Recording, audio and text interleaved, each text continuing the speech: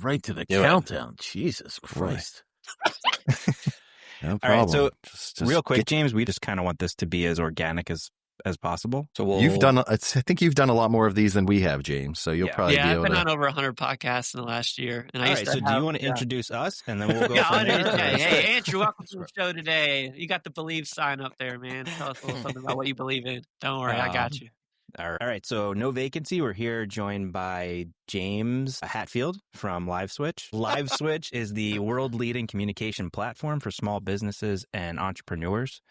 They provide world-class technologies to help small businesses thrive directly, saving them money, making them money, saving them time, and helping them serve their customers better. Virtual estimates, on-site documentation, and AI built for small businesses are some of the many offerings they provide. They use innovative video and photo technologies to achieve this. Today, we are happy to welcome James Hatfield, Chief Revenue Officer of LiveSwitch. Thank you, James, for joining us today. How you doing? Hey, round of applause. Thank energy. Bring the energy. So how you doing, James? Good. I was just waiting for smoke machines and lasers and high fives as I came out the tunnel, but that's all right. Next time, guys. Next time. Yeah, we're waiting to approve the budget. We're still in the learning phase. That's all right. We're going to get there.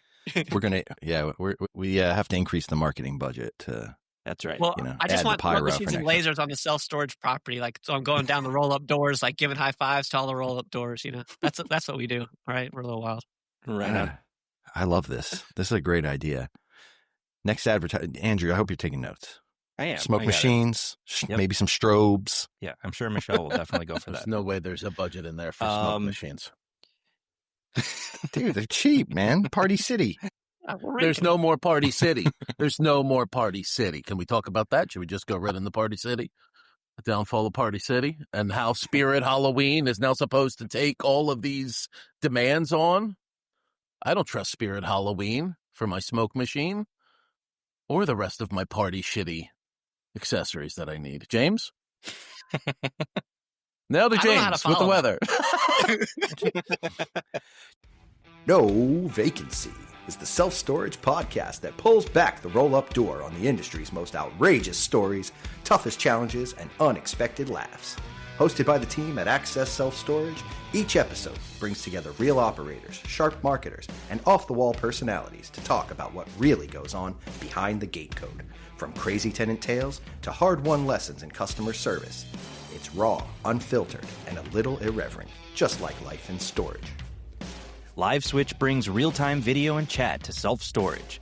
Book a demo using our personal link in the episode description and get 10% off with code VACANCY10.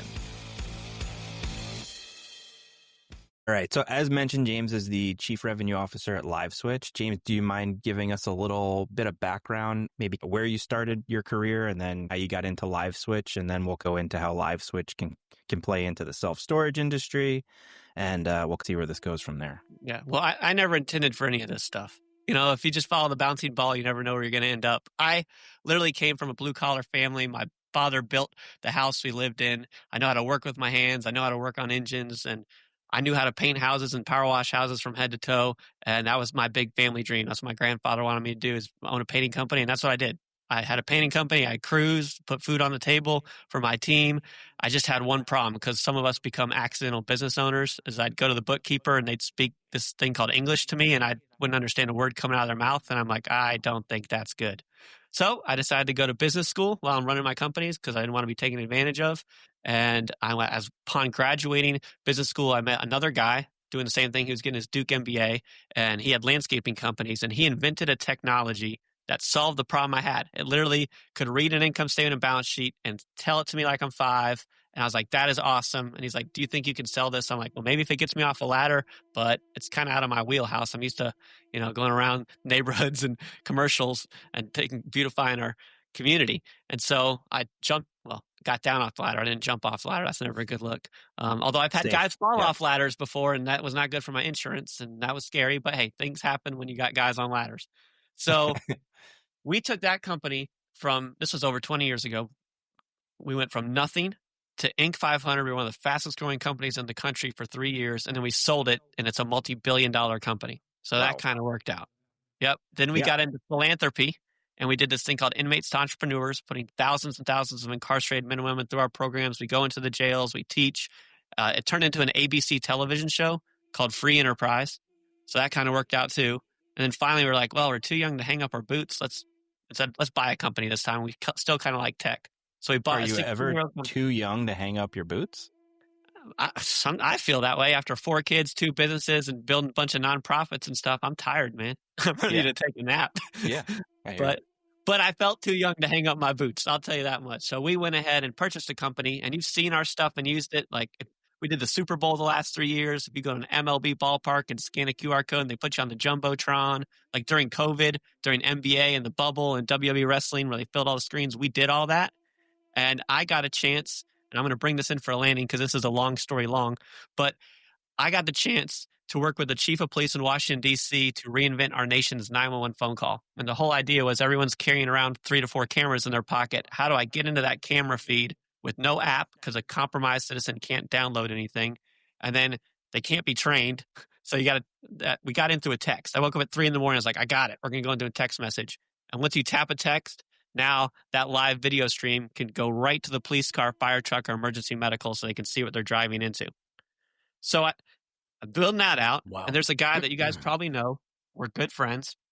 His name is John Lindsay. And the Lindsay family has been in self-storage for 30 years. And they're in the Hall of Fame. And John's like, why don't you just use this stuff and like reinvent self-storage? I'm like, John, I don't know a dang thing about self-storage. He's like, don't worry, I do. And I'll come with me to Vegas and I'll introduce you to all the smarty pants guys and you can figure it out. You're the nerd with the glasses now.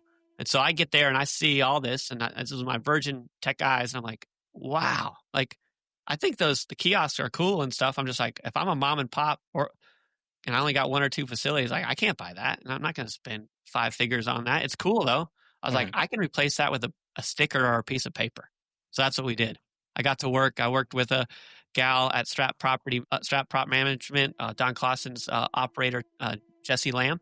And she's a very tech savvy person. And I created tech that she needed. I was like, what do you want? So I built it for her and we took off. And I mean, I met people I didn't know, like AJ Osborne. He was my first customer and I didn't know him from a hole in the wall. I just LinkedIn messaged him. I was like, this guy looks maybe popular, and then we just started going down the line.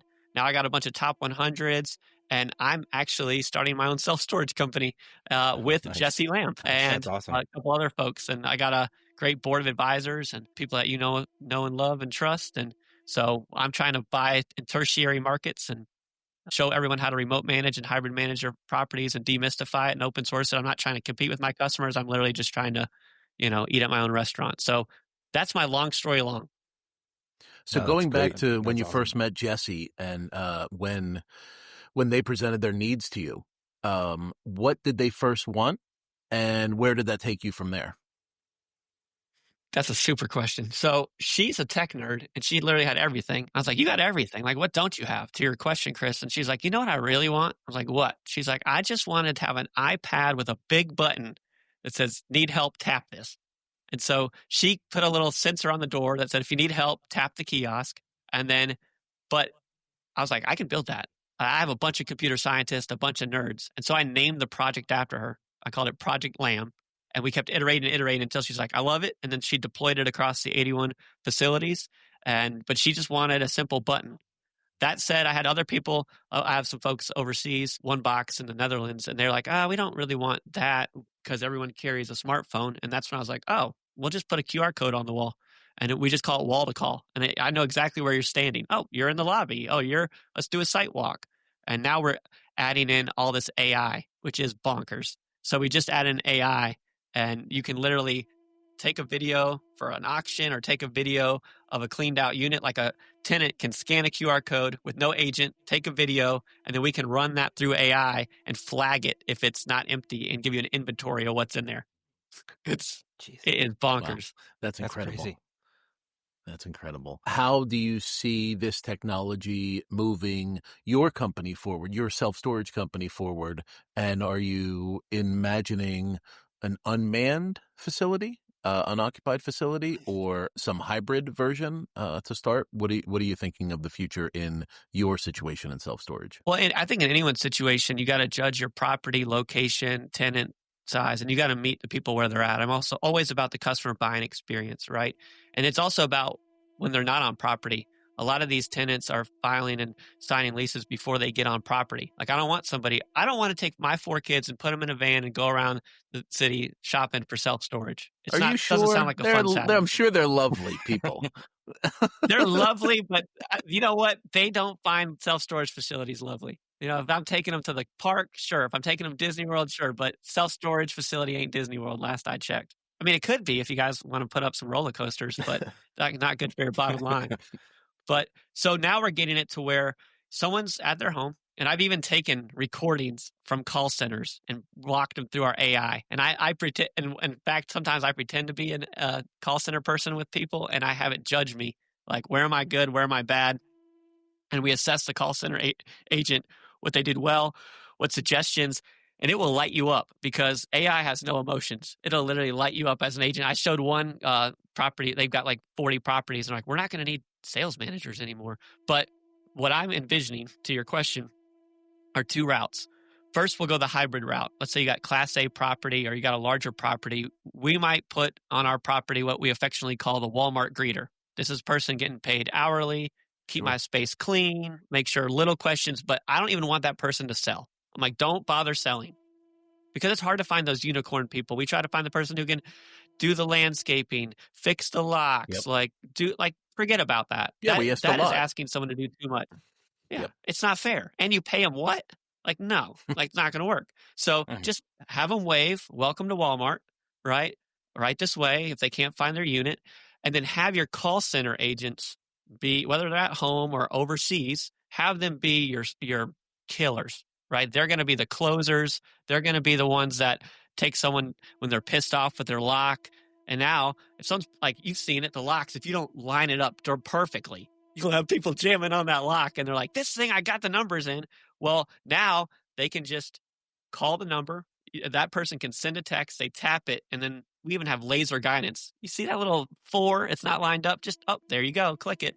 Because I want to either one, if they're shopping at home, I want to get them there. If they're shopping on the site, if they're needing some help, and I want my call centers to be my killers. So Class A or larger ones, you have a Walmart greeter in the call center, or remote, I'm going to have call center first where I got my phone numbers, my QR codes. They're doing that, and then I'm sending my 1099 people out there to keep it clean, check the locks, do the auctions. Don't even interact with the people. Please don't. You know, just keep my place shiny and clean. That's kind of where I see everything going. And I've talked to some of the largest operators, your REITs, all the way down to the mom and pops. Doesn't mean I have the 100% right answer to the test, but I think I know where we might want to guide the ship. Do you have a square footage differentiator where you want to land for manned versus hybrid versus unmanned facility? No, I think because, you can get those large RV and boat. You can get large outdoor facilities that are just in the right part of town that are all outdoors. I don't know if I need someone at the head office there unless you got high volume. I would say if you've got a lot of foot traffic, then maybe that's when you want to consider it. Like, otherwise, the more you can go to trend towards remote, the better it is for your bottom line, frankly. And it doesn't shy away from customer experience. If your signage is good, you're going to win. If your signage sucks, I don't care what you're doing. We'll be right back. Looking to level up your customer experience? LiveSwitch brings real-time video, chat, and communication tools right into self-storage. Book a demo today using my personalized link in the episode description. And here's a perk for No Vacancy listeners. Use promo code VACANCY10 at checkout and get 10% off. And we're back. And the way you do that throughout a facility, do you have your facilities or envision them wired for internet to make connectivity stronger for people using their cell phones? Is that an easy solution with a facility that's already established? I imagine it's a lot easier without walls, building it first out. But is that one of your solutions, or how do you combat metal walls and not necessarily the greatest connectivity? Okay, it's fought in 3 different ways, and we have hundreds of facilities that already use our stuff, right? This isn't just something like I invented in the basement as a science fair project. We've already got tons of like facilities using this every single day, right? So these are real problems. Like, I've walked around with some of the largest, I'd love to name names, but I'll try not to do that. But I've walked around properties and we've solved some of these problems, right? Step 1 is meeting people where they're at. If a person is wanting to call the phone number, make the phone number easy to find and let them call, right? If someone knows how to use a QR code, let them use that. If you want to put up the iPad where someone can tap for help, put that up. But let the customer choose their adventure rather than trying to educate the customer on something new. Nobody wants to have to learn something new. They just want to meet them where they're at, right? And the most popular is a phone call, right? So make sure you pick up the phone. Really, that'll differentiate you over above most everyone in the country if you can just pick the phone up. I go to speak on stages and I'll cold call different companies. And it'll go 9 calls and it'll go to voicemail. I'm like, that's a failure. You can't have that happen. But if someone's in a rural area or in a basement, we have a couple things that'll even work when internet goes out.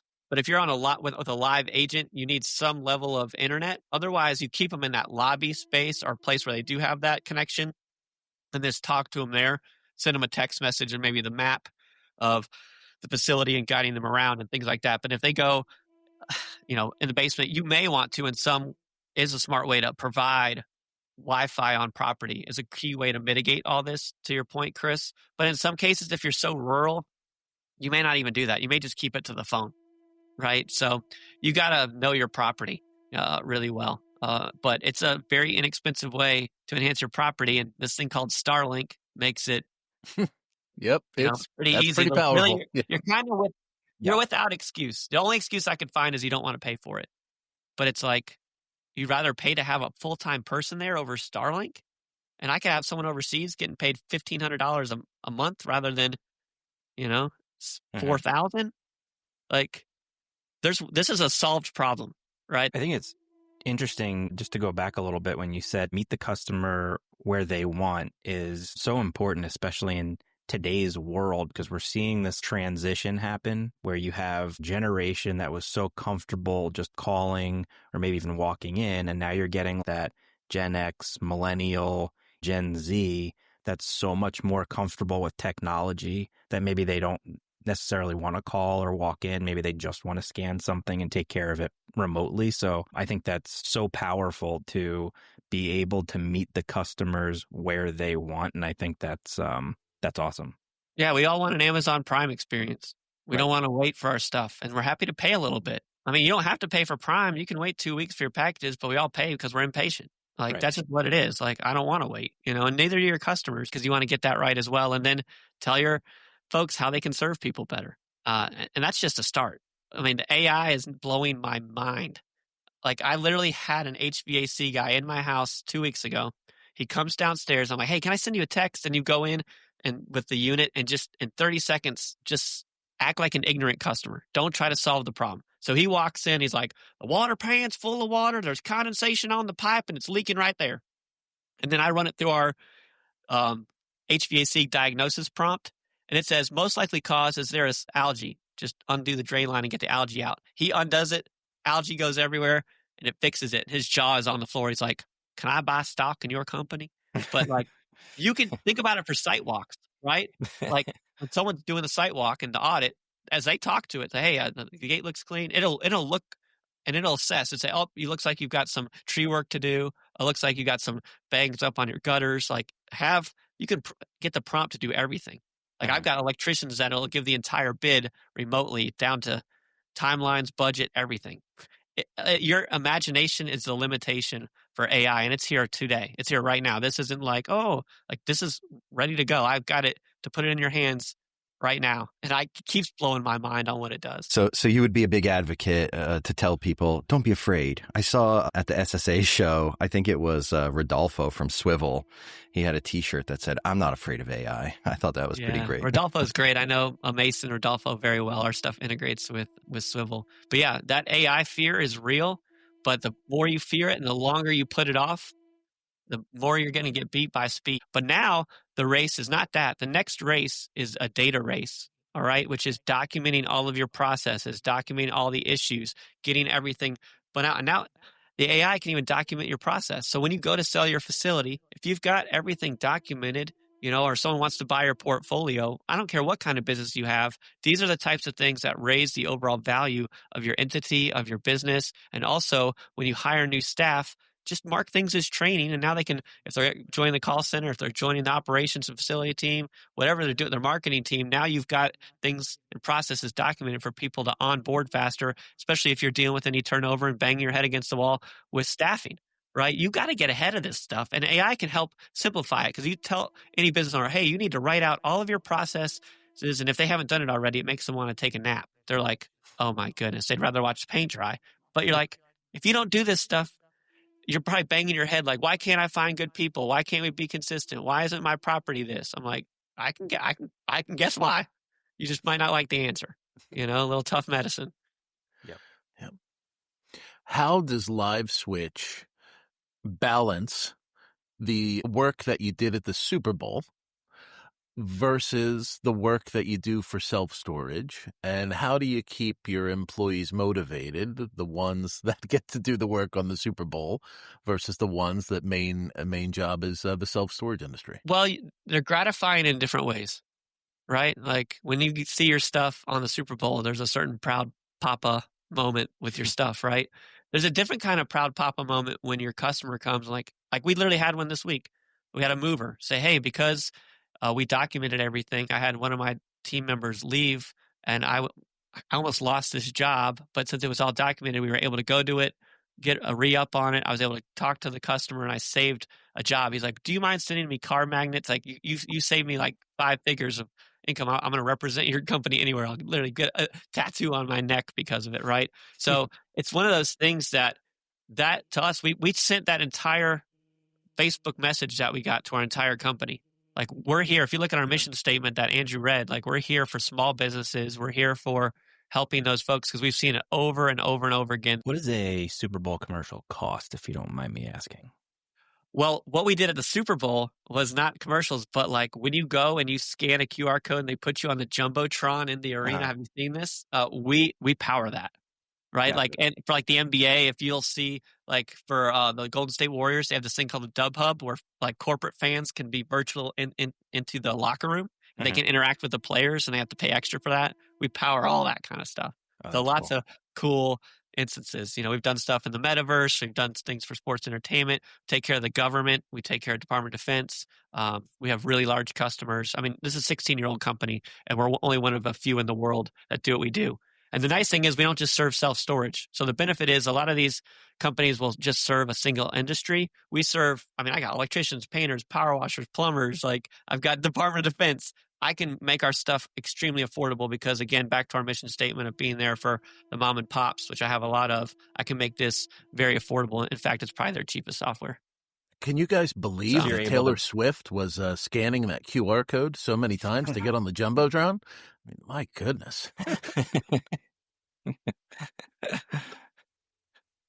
Go ahead, Andrew. So it sounds like the play for self-storage from LiveSwitch's perspective has gotten so much better because you're able to leverage other industries, create it there, and then have that, I don't want to say trickle down, but kind of trickle down to the self-storage industry, which is what you're saying makes it that much more affordable for our industry to take advantage of some of these things. Yeah, like what we learn in different industries goes both ways. Like the QR code scan was born in self-storage, but now is also used by tons of home services. Like our ServPro customers love putting the QR code up on property for as a proactive nature. Like if you ever experience loss or have a storm, just scan this QR code and show us the damage, and they run it through AI and then call back, right, for recurring revenue. And so, or the guys will get on property and like scan it and then do their pre-walkarounds, post-walkarounds, customer testimonials. And that was all born out of self-storage. But vice versa, we're able to bring things from the other industries and bring it into the self-storage industry. Like, hey, here's some best practices for speed to lead, right? Like around the call center stuff that we've been talking about. This stuff was born out of home service because these guys do virtual estimates now and virtual connections, and now when people are shopping from home. So because we serve such a wide variety, to your point, Andrew, we're able to really benefit everybody, and that's been really cool. Yeah, that is awesome. And over the past, I would say 5 years or so, it seems like our industry has started to embrace technology, but there is still such an opportunity in self-storage to get, like you said before, everybody's in this for that Amazon experience, right? Quick, easy, through the process in a simple way. Is that one of the things that drew you to the self-storage industry? Is that potential for technology growth? Yeah. I am obsessed with disrupting industries. And that's what I like. The latest one, I've been talking to the executives of Subway and Panera, and we're trying to get rid of the line. Because the biggest risk at a Panera or a Subway is someone standing in line and it's too long and they turn around and walk out. So we're trying to actually get rid of the line. So how do you do that? You put a QR code on the table, scan it, talk to an AI agent with your order, and then pay. And once you pay for your food, you tend to not leave the restaurant. So it's literally thinking of different ways that, hey, it's more convenient. They're sitting down, they're getting their drinks. The same thing happens in self-storage, right? Like, I would like to just, okay, the best one is I met the largest self-storage company in Dubai. And this lady was incredible. She's a COO, and she was telling me what they have to do in self-storage. I was so blown away. I called MSM, and I was like, Poppy, you've got to interview this lady. She's wiping the floor with anybody in this world when it comes to self-storage because... And this is what she says. This is not a knock on culture, but this lady, she was from the UK. She's a COO over there. And she literally was like, James, these people have so much money that they don't want to do anything. Like, we have to take photos of everything that we take. We pick it up, we box it up, we take it to the self-storage facility. When they want it back, we have to bring it back, and we have to put it back exactly where it was. It's like white glove concierge service. Fully valet service. Wow. Yeah, do nothing. It's like the Instacart of self-storage, the Ritz-Carlton of self-storage. And there's a few people probably would pay a couple bucks for that service, I think. And that's what it is. So sometimes we have to learn from companies halfway around the world. Does not mean we're going to implement that, but it means that will give me something to think about when it comes to the epitome of the Ritz-Carlton of self-storage and what room we still have left to compete and grow in. Yeah, I actually worked for a valet company in the States before self-storage, and one of the things that we realized was that for urban areas, that is extremely powerful, especially a market like New York, where it's tough to get a truck from one side of New York City to the other, but then tried to venture out into more suburban and rural areas, and it just wasn't there because their pricing strategy wasn't enough to really see something from the bottom line, or it seems like it's more R&D than anything else.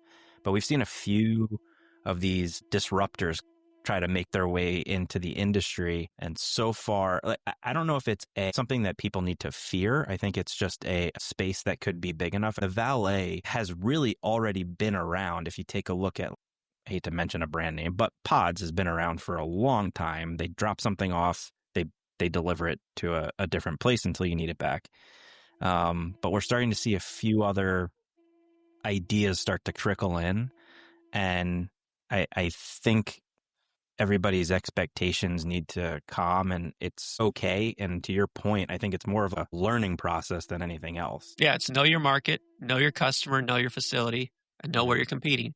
Thought process behind, I've met with so many of these different CEOs of different large companies as well as mom and pops. Like, I get in the flavor of like, okay, here's how it's done. But they know their market. The ones that are winning know their market, know their team, know their philosophy, and they win there. And, a luxury storage locker is different than rural town USA, someone just trying to park their bass boat. We'll be right back. LiveSwitch is transforming customer experience in self-storage with real-time video, chat, and communication tools designed to keep you connected. See how operators are improving service and efficiency today.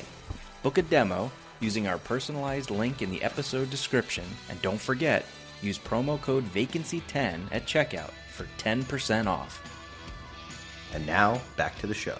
Favorite city outside of Asheville that you've traveled to? So many good ones is why I'm stumped. It's a tough one. It's not a city. I'll tell you what. Well, abroad, go to Scotland. You're done. I mean, I'm going there again next year. I'm a golfer. All right. Anywhere in Scotland, you're going to have a great time. But locally, my mind was blown when I went to Napa in the wine country. I was like, this place is awesome. I'm not a big San Francisco guy at all, but man, you put me in Napa and I am like, this is amazing. And there's so many other beautiful places across our country. But give me Scotland or give me Napa or, just put me to bed. Or Bandon Dunes out in Oregon. I love playing golf. So excellent. What's the most famous golf course you've played? Well, I have a golf story. So I have a guy that when I went through a bunch of life stuff, he just kind of stepped in and was like a secondary dad to me. And he was going through some stuff here in the last couple of years, had a heart issue, and his bucket list item was to take his sons and me to go to Scotland to go play golf. And so we wanted to go the old course. And for some reason, we had something come up where we couldn't play the old course. And if you wanted to, you needed to spend the night in front of the pro shop. And so the other younger guys I was with all did it. And I was like, I'll stay back and I'll go with Mitch and we'll play the new course in the morning. So we're going in Scotland, the new course and the old course are out and back courses. You're going out with the front nine and back on the back. And we're going out on the front nine. And on the back nine, I look over, I'm like, oh, that's Gary Player over there. And I'm like, Mitch, you're about to meet Gary Player. He's like, don't interrupt him. Don't go over there. I'm like, oh, he's getting interrupted right now. And they can take his security team can just knock me out. So I'm running over there like, Gary. And he's like, he's got his, South African accent. He's like, yes, young man. I was like, you got to meet my friend Mitch. He's like, in his late 70s and he loves you. He's like, bring him over here. And he spends like 15 minutes. He's doing karate kicks. He's making jokes. He's talking to Mitch. We're taking selfies. And as we walk away, Mitch is in full tears. And that's my favorite golf story in course. That's Wow. awesome. Wow. That's a great I don't have any story. that cool. No, me neither. I'm not even going to try. What's your handicap? Crap. All right. Doesn't matter. Yeah, welcome. Join us. Join the rest of us. I enjoy the walk, and I'm like, hey, if I can drink a beer and do the sport, that's a sport for me. So you can insert any sport I can drink a beer with, and I'm having a good time. If you try hard enough, you can drink a beer in any sport. Don't sell yourself short, James. Kickball. All right, Come next on, time I'm man. playing volleyball, I'm like, don't worry, I'm gonna That's have one right. beer in hand. Just It's need a gonna go moment. Great. All right, Chris, get us back on track here. It seems like what LiveSwitch has done is make tech more approachable and easier to digest for mom and pops, and really give them the tools to compete against the big boys. I mean, people are going against some heavy duty stock traded companies in the self-storage industry. So, what would you say if someone wanted to dip their toe in the LiveSwitch pool for self-storage, but very hesitant about entering with AI and the tech that is available to them? How do you convince them to just give it a try, and what do you recommend they start with? Yeah.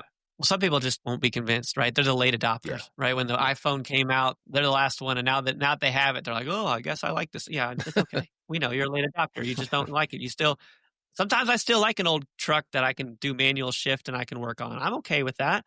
But now they got this thing called Tesla, like it drives itself, So it's okay where you are on the spectrum, and know thyself, right? But when it comes to business, you got to be careful with that, right? And if you're in your lane and you're making it and you never want to change, good for you, man. Like, I'm happy for you, actually. Like, why would I be upset? But if someone's ready to step their toe in the water, what we're going to do is called crawl, walk, run. I'm going to meet you where you're already at, okay? So after you have someone picking up your phone, which everybody does, now what we're going to do is just teach that person picking up the phone how to send a text message with LiveSwitch. So that person can see what the person sees. It could be if they're shopping from home, if they're pissed off with their lock, if they're lost on property and need a virtual walk around. Those are high value. Like, if someone wants to place a lease with me, I want a face. If someone's pissed off, I want a face. Everything else, if I can automate that, great, do it. But I'm going to meet you right there, right at that process. All we're going to do is, when the person's on the phone, we teach them it takes 5 minutes to learn. Like, if you can send a text message, you're using our stuff. That's the crawl. Walk is where I'm going to teach the owners of the company, hey, we're recording that entire session with the call center. Let's run that through AI and have a coaching session to make the call center better. And so that's where we're going to walk. And then when we're going to run, we're going to start putting up QR codes around the facility. We're going to start looking at each facility. We're going to start implementing this in your operations teams when they're doing their site walks, when you got your 1099s out there for confirmation of work. I love to have it the landscaping audit tool. Hey, after you cut my grass or take care of my trees around my property, scan the QR code and prove it before I pay you, right? So it's things like that. That's where we're going to be in the run phase. We're going to get operations. We're going to get in the call center, and we might even get really fancy and even put up some QR codes that are live ones. But nobody jumps in boiling the ocean. Like, everyone who starts with us usually gets a couple users and starts with one or two team members at one or two facilities, and we start there. and then they grow from there and add more users and it's across the entire portfolio. And they can't imagine not using it. And it gets used hundreds and hundreds of times a month. I think meeting them where they're at, obviously, it's a great approach. I mean, it's fantastic, and it just goes to show that whether you are feeling very comfortable with tech in general, whether you feel like you have a strong tech stack already in place in your property, or you've just either built or bought something that does not have anything, you shouldn't be afraid to start. And I just want to take a second. You mentioned your interactions with Jessie Lamb earlier. Jessie is the vice president of self-storage at Notify. And since we mentioned her already, I'll give her a quick plug too. Jessie has compiled a resource that's really exceptional. It's a remote operations playbook that falls really well in line with everything that we're talking about here today. So if you want to search her on LinkedIn, if you're looking to get started here and just looking for a deeper understanding of how to approach this, what things to consider, how the day-to-day operations can play out for you, whether you're going fully remote, hybrid, or manned, Jessie has a great free resource available. If you find her on LinkedIn, it's a 27-page PDF that I think takes a lot of the mystery and uncertainty out of it if you're interested in knowing more about that. Oh, yeah. She used to run, Don Clausen, Strat Property Management, 81 different kinds of facilities. She knows what she's talking about. And now she's my business partner, starting her own self-storage, company together. So I'm excited to be partnered with her. We really want to enable this, and I want to open source it. Like I'm not going to have any hidden secret sauce. Like if you want to ask me, I'll tell you. Like you want to call, reach out to me on LinkedIn and we connect, I'll help you. You know what I mean? Even if you don't use LiveSwitch, I'm very interested in helping people operate their properties in a thoughtful way. Are you looking to start from the ground up? Are you looking to convert, or are you looking to purchase something that's already? I'm looking to take the dustiest, oldest tertiary market thing that nobody would want to tech enable and tech enable it. Sounds like a fun challenge. Like a great way to learn. Yeah. Yep. As you were describing your desire to help and be open with, what you're with your knowledge, I really, my immediate thought was it falls right in line with the industry culture, perhaps that we've all experienced with self-storage. That yes, we are at times competitors, but I think it's just such an open place to be. People are very generous with their time and knowledge, and I think your approach fits right in line with that. James, you are a breath of fresh air in the industry and the tech sector altogether. So I really appreciate your outlook and everything you stand for and everything that you're looking forward to happening in the future. I've got some completely separate questions, though. The real serious stuff. You said you started out as a painting company. What's the best way to get wallpaper off my wall? And should I just tell my wife to put new wallpaper over it? I hate wallpaper. Yes. Don't we all do? I have these, you have to get that special kind of, I forget what they call it because you got to get the spray. It's a certain solution that you have. Yeah, you got to get the spray and let it leave on there and peel it off. It's terrible. Then sand it and then do it right. You got to do it right. Chris, I hear the sigh. You were hoping that James had a solution. No, like a real tech-based. It's elbow grease, my man. I will tell you this. I tell you what you can do if you want a tech-based is you could take our stuff, literally, go take a video of it, talk about wallpaper, what's going on, and then write a prompt and ask the prompt. And AI probably could give you a better answer than me. And it will blow your mind. Nice. Nice. Wallpaper prompt. The possibilities are literally endless. They are. It's crazy. Yeah, it is. I see you've got a guitar behind you. Yeah. Your name's James Hatfield. Yep. Do you cover any Metallica songs? And if so, what's your favorite one to sing? So close to Metallica, yet so far away. My last name is American History. I'm part of Hatfields and McCoys. My great uncle is Devil Anse Hatfield. Kevin Costner played him on the History Channel, so that was pretty cool. So I'm a country boy. I live in Asheville in the Blue Ridge Mountains, and so we play bluegrass music and worship music. A lot of bluegrass. My daughters play fiddle and we sing as a family, and we sing in the hospice. Actually, we go every once a month on a Sunday, and that would just happen this Sunday. We're singing to people on their last day. It's pretty intense. I've been around a lot of death in my life, so I take my guitar and my singing family from room to room, and that's where you can find us on most Sundays. That's what we love to do. So, and I don't have a favorite Metallica song. I don't think I really ever listened to Metallica, but if you want bluegrass recommendations, I got you all day long. Excellent. Just spit out the top one. What's your favorite bluegrass artist right now? Billy Strings. Awesome. Yeah. Billy Strings selling out terrific. MSG. Yeah. Doing great things for the genre. He's I'm so sure. great. And then my buddy opens up for him. His name's John Stickley. I grew up with him. John Stickley Trio. He's awesome. So a lot of great bluegrass players out there. My daughter we have a jam band here in Asheville. It's sponsored by the Steep Canyon Rangers, which is also fantastic. And Steve Martin was in there. Steve Martin. And we had sure. a really cool private event with a couple of the guys from Steep Canyon and their families. And my daughter was up there and her group. And we just had a little private event at a brewery. And I'm sitting there watching these Grammy Award winning bluegrass guys in our small hometown. And I'm like, this does not suck. This is awesome. That's awesome.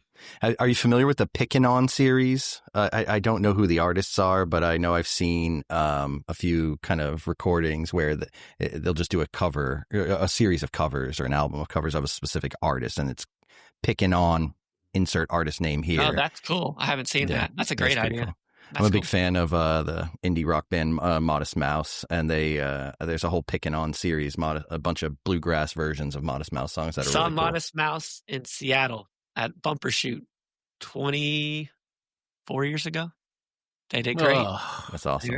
Awesome. 24 right at years peak ago. time. Making us all feel old, yeah.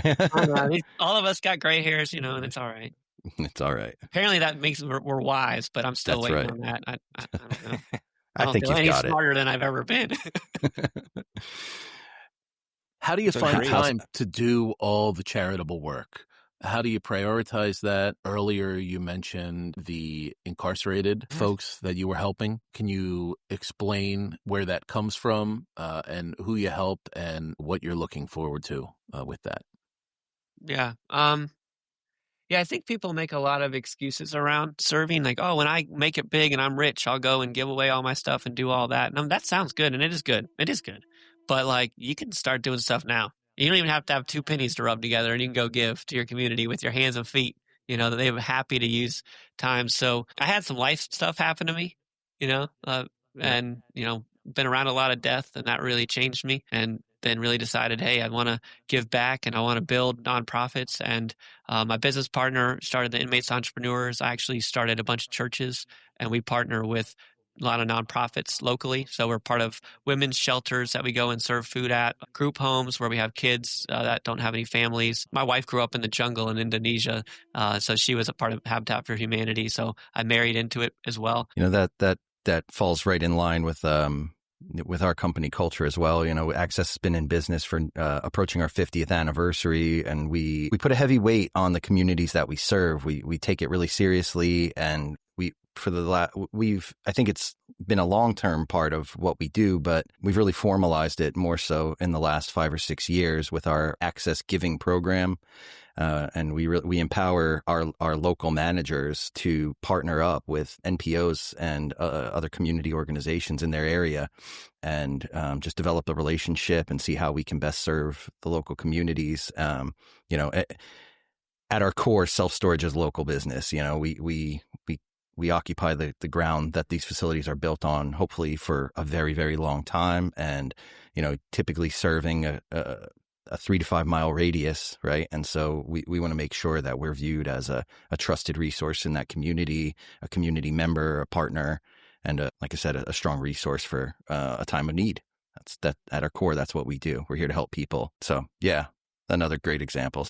What was your first concert you ever attended? Oh my goodness, I'm going way back. I don't even remember. Sheesh. I'm not a big go out to see concert guy. I don't remember. Maybe like Ben Harper. I used to love that kind of music. Okay. I love that singer-songwriter. The Innocent Criminals? Yes. That's right. Yeah, I love that guy.